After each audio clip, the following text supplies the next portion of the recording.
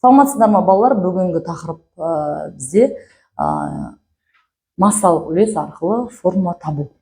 Яғни сендерге қандай да бір заттың массаларының үлестерін берілсе, сендер оның формуласын қалай табасыңдар? Әрине, бірінші берілген жазып аламыз. Әр элементтің өзінің үлестерін жазып аламыз. Содан кейін бірінші элементке x, екінші элементке y, одан кейін элементке z. Оның орнына сендер қандай да бір белгісіз заттарды қойсаңдар болады, белгісіз әріптерді қойсаңдар болады.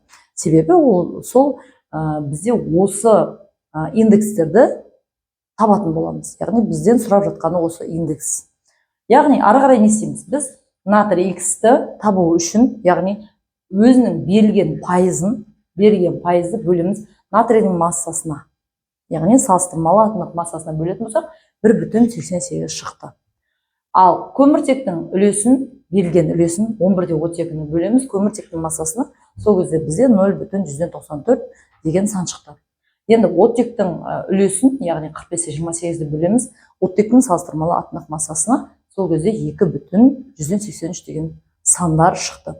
Енді осы үш түрлі санды біз ішіндегі ең кішісіне бөлеміз, яғни бұлардың ішіндегі ең кішісі 0,194. Сонда 0,194-ті бөлеміз деп мына жерге жазып қойдық. Сонда 1,188-ді 0,194-ге бөлген кезде x-тің мәні бізде 2 болады. Яғни мына x-тің орнына бізге 2 деген санды қой деген сөз. Яғни 0,194 бөлу 0,194 бірге тең, 2,183-ті бөлеміз 0,194-ге, сол кезде z-тің мәні 3-ке тең болады. Сонда натрийдің атом саны 2, көміртектің атом саны 1, оттектің атом саны 3-ке тең болған екен. Яғни бізге жасырылған қосылыс натрий карбонаты екен.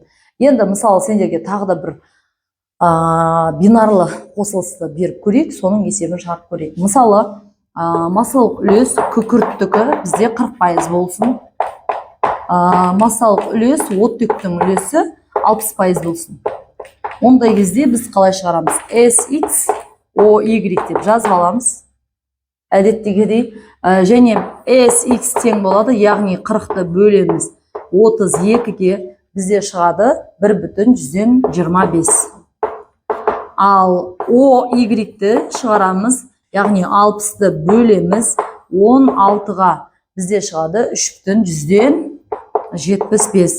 Осы екі мәннің кішкентайы бізде 1,125 бөлеміз 1,125-ке. Сонда x-тің мына 1,125-ті 1,125-ке бөлсем, x-тің мәні 1-ге тең болады. Ал 3,175-ті 1,125-ке бөлетін болсам, y-тің мәні 2-ке тең болады. 3-ке тең болады. Кешірім сұрайын. 3-ке тең болады. Сонда бізде S 1 атом, оттек 3 атом дегенді білдіреді. Ал балалар, енді сендерге тапсырма. Мынадай тапсырма. Массалық үлес S тең 50%, массалық үлес оттек тең 50%. Осы жерде SX OY-ті табатын боламыз. Сіздерден дұрыс жауапты күтемін.